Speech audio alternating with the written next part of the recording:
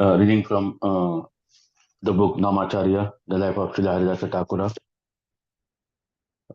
chapter 8, page 221.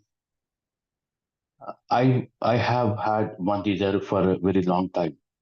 I think that quite soon, my Lord, you will bring to a close your pastimes within this material world.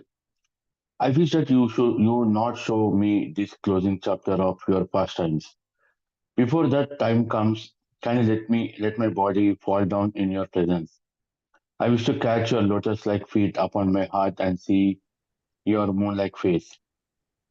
With my tongue, I shall chant your holy name, Sri Krishna Chaitanya.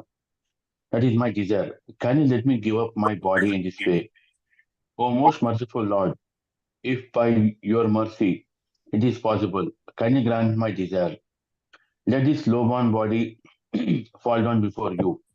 You can make possible this perfection of all my desires. Sri Chaitanya Mahaprabhu immediately expressed his dismay that Haridasa Thakura wanted to depart from the world and simultaneously affirmed his capacity and right to do whatever he wished. Lord Chaitanya indicated that Lord Chaitanya was obligated out of love to do as Haridasa Thakura desired, and yet he simultaneously appealed to him to stay on. My dear Haridasa, Krishna is so merciful that he must execute whatever you want. But whatever happiness is mine is all due to your association. It is not fitting for you to go away and leave me aside. Haridasa did not want Lord Chaitanya to avoid his request by reference to his loving attachment to his servant. And Thakura immediately caught hold of the feet of the Lord and pleaded with him. My Lord, do not create an illusion. Although I am so fallen, you must certainly show me this mercy.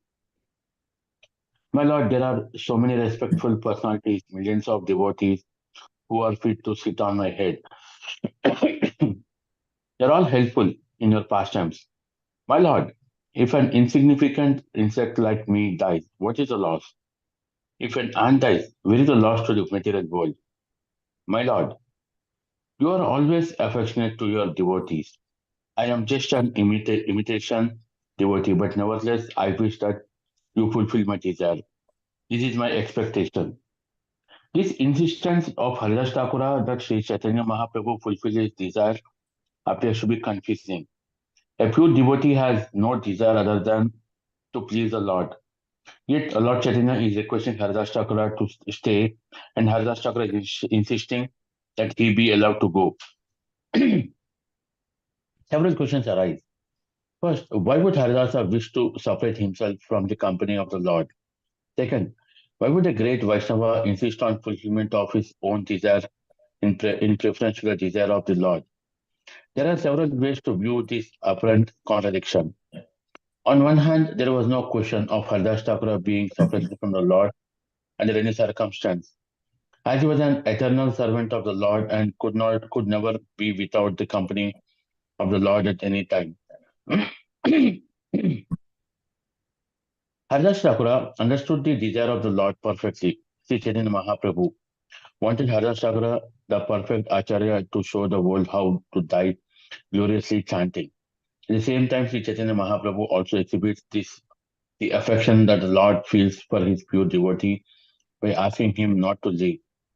Haridas Thakura had never exhibited any separate desire in all of his dealings with Sri Chaitanya Mahaprabhu. This incident was no exception. The glorious passing of Haridas Thakura exhibits perfection in the art of dying.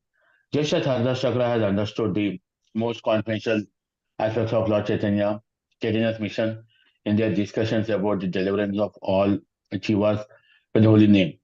He how exhibits his perfect understanding of the Lord desires for the final chapter of his appearance in the material world. From another angle of vision, to be a pure devotee of the Lord does not mean to become a sycophantic automation who simply channels Krishna and completely suppresses his own personality and desire. When there is love between the Lord and his devotee, the Lord also loves the devotee's unique qualities and personality, and even their contrary nature. Where there is love, there can even be disagreement, a difference of opinion. For Haridasa Thakura, it was too painful for him to even contemplate Lord's disappearance. He's expressing his individuality, knowing full well that such an exhibition of his unique personality would ultimately be pleasing to Lord Chaitanya. Sri Chaitanya Mahaprabhu did not give an immediate answer to his servant's request. He agreed to meet Haridasa on the following day and give him his decision. He embraced Haridasa to left to perform his known duties and took his bath in the ocean. On the next day morning, after seeing Lord Jagannatha, Sri Chaitanya Mahaprabhu, accompanied by all his devotees, came to visit Haridasa Thakura. Haridasa offered obeisances to the Lord and all the assembled Vaishnavas. The Lord asked, "My dear Haridasa, what is the news?" The Lord's question could not have been taken in the conventional sense. For example, we commonly say, "What's going on? What's happening? What's the latest?" Such questions generally refer to everyday events in person's life or or various material developments. However, Haridasa Thakura's answer brushed aside such possible interpretations. Firmly fixed in his position as the Lord's eternal servant, he replied with a complete understanding of his position. "My Lord, whatever mercy you can bestow upon me." This reply by Thakur Haridasa exhibited his perfect understanding of the existential position of a pure living being. As a servant of the Lord, the only news is whatever mercy the Lord bestows in his dealings with a sold out servant. A servant has no interdependence. He depends only on the Lord in all circumstances. News is a revelation of the Lord's mercy. Sri Chaitanya Mahaprabhu began congregational chanting with all his followers. Great devotees like Sarvabhauma Bhattacharya, Ramananda Raya were present. Chanting ecstatically, Lord Chaitanya began to glorify Haridas Thakura, enumerating his divine attributes as though he possessed 5 months. As he described Haridas Thakura's qualities and glories, he became increasingly happy upon hearing the glories of the exalted Haridasa of all the Vaishnavas were stunned and wonderstruck. They all immediately fell down and offered obeisances to the Thakura. Haridasa Thakura forced the Lord to sit down in front of him and took the Lord's feet and placed them on his heart. He took the dust off the feet of all the Tamil Vaishnavas on his head and then fixed his eyes like two bumblebees on the Lord's beautiful face. He began to chant the Lord's name, Sri Krishna Chaitanya, again and again, as tears glided down his eyes. While chanting in this way, he gave up his body and left for the spiritual world. All who witnessed his passing were reminded of the passage of Bhishma Deva. When grandfather Bhishma was ready to depart the world, Krishna appeared before him because Bhishma Deva was the unflinching servant of Krishna. Haridasa Chakra was also an unflinching servitor of the Namacharya, and therefore Lord Chaitanya was obligated out of love to come before his servitor at the last moments of his earthly existence. Bhishmadeva had declared, "Yet despite his being equally kind to everyone, he has graciously come before me while I was ending my life, for I am his unflinching servitor." Srila Prabhupada comments on this verse from the Srimad Bhagavatam.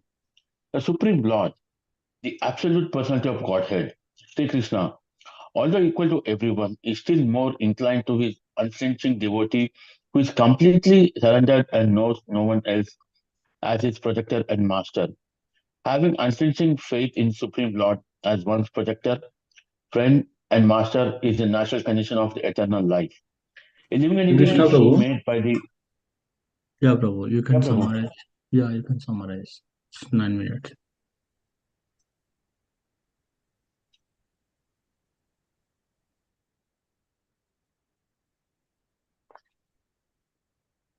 Yeah, sure, Prabhu.